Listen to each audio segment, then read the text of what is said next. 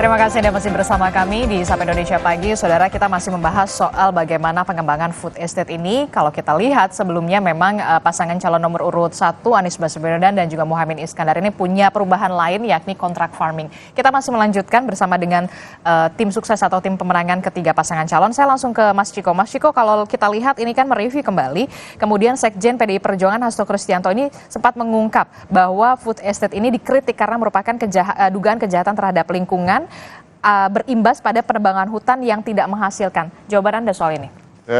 Saya rasa itu sudah dijawab sendiri ya statement tadi bahwa memang ada penebangan hutan yang akhirnya berimbas pada rusaknya lingkungan dan menjadi banjir di berbagai daerah di Sumatera Utara. Kami tahu menjadi ada lahan yang membuat banjir di sana. Dan ini kritik itu tidak berhenti di situ saja. Sebenarnya kita mengkritik itu dasarnya jelas. Sudah hampir 4 tahun proyek ini berjalan dan belum bisa ditunjukkan satupun di antara hektaran yang sudah diambil alih dan lain-lain itu dikelola dengan baik dan mendapatkan panen sesuai yang ditargetkan. Gitu. Kebanyakan panennya itu tidak bahkan mengurangi panen-panen sebelumnya gitu.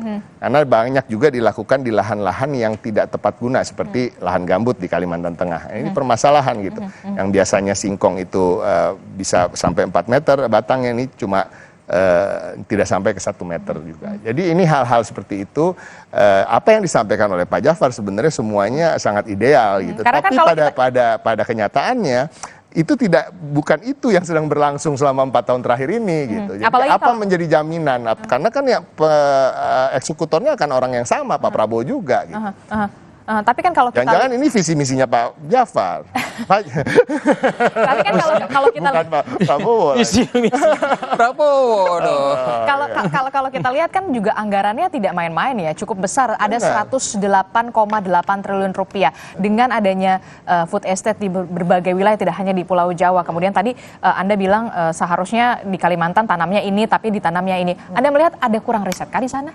Betul, itu salah satunya kurang riset dan yang paling utama sebenarnya kenapa ada kami mengatakan food estate tidak akan kami lanjutkan karena ini cukup tidak akan dilanjutkan ya karena ini cukup bertentangan dengan visi misi kami yang justru ingin menghentikan alih guna lahan subur bagi petani dan kami ingin membagi-bagi lahan subur untuk petani. Nah, dan ini tidak bisa dilakukan serta-merta menunjuk satu daerah dan sekian luas gitu ya. Jadi tentunya harus dan juga seperti tadi yang saya katakan, kami juga tidak ingin mengubah pola makan satu penduduk di suatu daerah gitu. Merauke di ini. Nah, itu banyak sekali yang bertentangan dengan apa yang akan kami lakukan. Nah, kami lebih kembali lagi saya katakan sebelumnya juga lebih ingin mengembangkan best practices yang sedang berjalan di berbagai pertanian di berbagai daerah. Kalau Anda menyebut tidak akan melanjutkan food estate, lalu programnya seperti apa? Kalau paslon nomor urut 1 sudah jelas namanya kontrak farming. Kalau untuk pasangan ya kita mengembangkan per daerah saja, per daerah apa yang menjadi keunggulan mereka seperti di Gerobokan petani kedelainya itu kita berdayakan mereka, kita beri bantuan-bantuan ya kan, kemudahan kredit, off taker dari corporate ya kan, dari BUMN maupun BUMD. Berarti juga itu mempunyai kewajiban untuk mengambil pengoptimalan intensifikasi. Betul, intensifikasi apa yang sudah berjalan di Sumatera Barat seperti pertanian di sana, beras dan lain-lain. Nah, ini yang kita akan kembangkan. Jadi kami tidak akan ansih melakukan pengembangan yang luas tadi. Nah, tadi yang dikatakan, apakah ada akan ajak kerjasama dengan corporate gitu. Pihak corporate ya utamanya lebih kami utamakan kerjasamanya sebagai off taker dan membantu jalur distribusi. Tapi untuk pengolahan dan pemanfaatan lahan kami akan memberikan kepada petani-petani itu ketika kita mengintensifikasi apa yang sudah dijalani dengan baik di berbagai daerah. Tapi kan kalau kita lihat kalau untuk cita-citanya Pak Jokowi ini untuk food estate ini kan lumbung pangan, cadangan begitu ya, cadangan negara. Kalau dari Ganjar Mahfud sendiri untuk cadangannya seperti apa? Ekstensifikasinya apakah tidak akan dilakukan? Tentu, tapi tetap seperti yang saya katakan tadi, seperti di Gerobokan sendiri kan kita tahu mempunyai hasil-hasil pertanian yang luar biasa. Nah, kalau kita mengintensifikasi di sana dan kenaikan dari panen di sana itu cukup menjadi lumbung pangan tersendiri bagi kami, bagi Indonesia.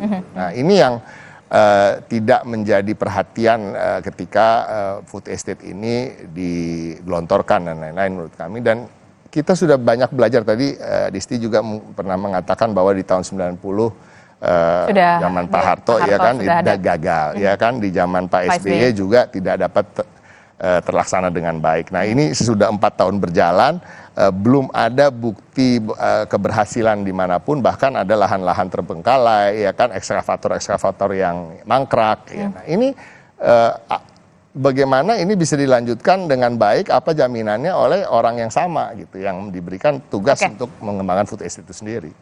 Saya ke Mas Fadil. Mas Fadil, kalau kita lihat kan di food estate ini anggarannya tidak main-main, 108,8 triliun rupiah. Kalau ini untuk ini akan anggaran kita berencana ya, karena kan belum tahu ya nanti kontrak itu lebih range ya penjualan hasil ada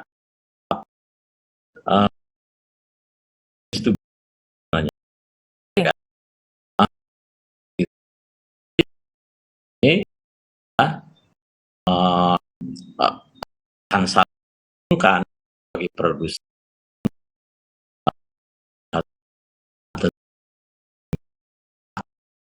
itu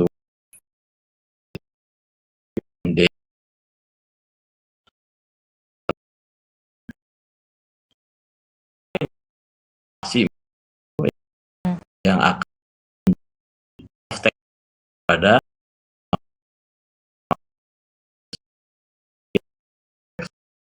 negara terlalu banyak terlibat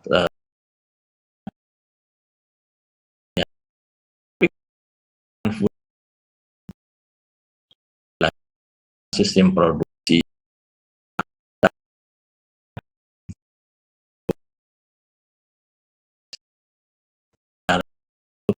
proyek tersebut, maka kita juga dan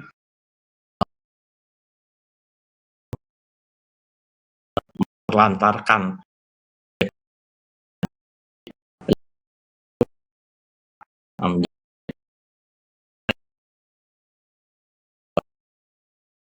melakukan evaluasi secara menyeluruh dan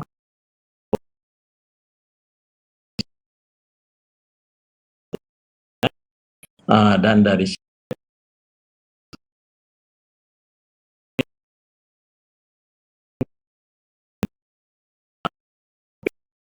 itu bahwa pengelolaan yang selama ini dilakukan Pak Prabowo itu menjadi penanggung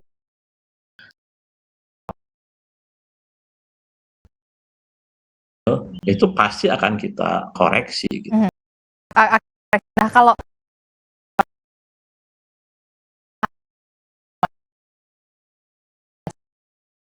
soal pangan,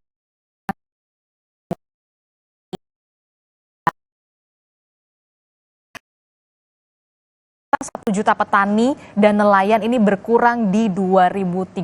Jangan sampai kemudian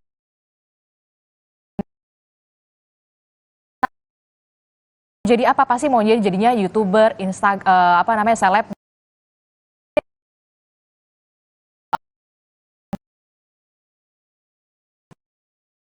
Yang di dalam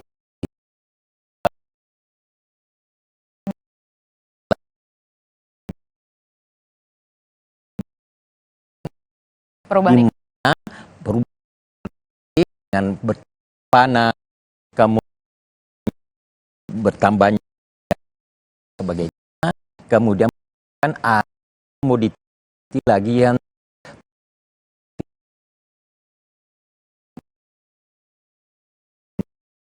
nah, yang kedua konversi lahan ya dari pertanian ke bukan pertanian.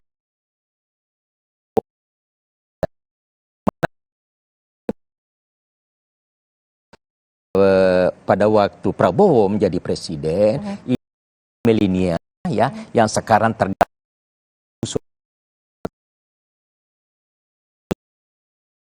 akan semakin dikembangkan petani. Jadi ada memang pemberian khusus kepada petani milenial. Nah,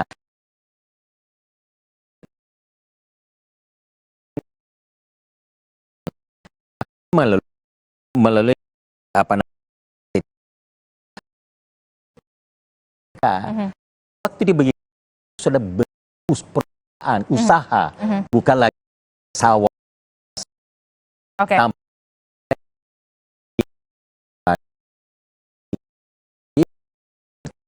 Lebih makmurnya, kita akan meningkatkan pendapatan petani itu 50%. Dari situlah maka banyak yang tetap kembali atau bertahan menjadi petani.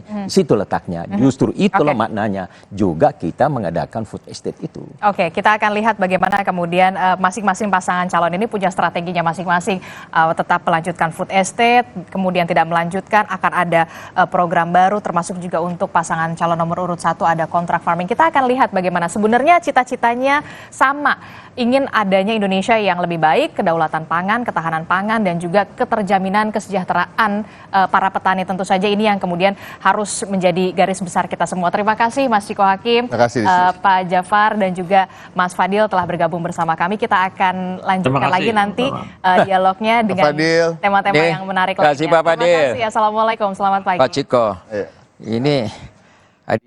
Saudara, informasi lain yang juga akan hadir di Sapa Indonesia Pagi, Foreign Policy Community of Indonesia atau FPCI kembali menggelar Conference on Indonesia Foreign Policy. Apa saja yang menarik dari konferensi kebijakan luar negeri ini kami akan hadirkan usai jeda. Jadi tetaplah bersama kami.